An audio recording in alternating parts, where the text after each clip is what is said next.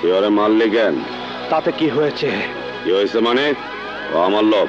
তুই কোন জায়গার লাশ সাহেব?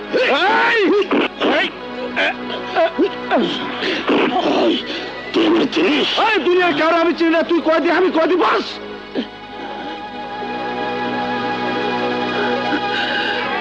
তোর নাম কি?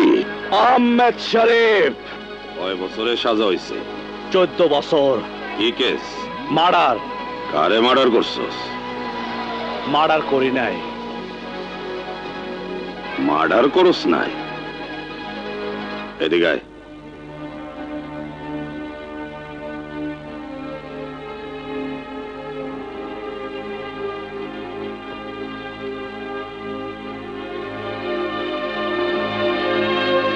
ও, এই ঘটনা আপিল করস না?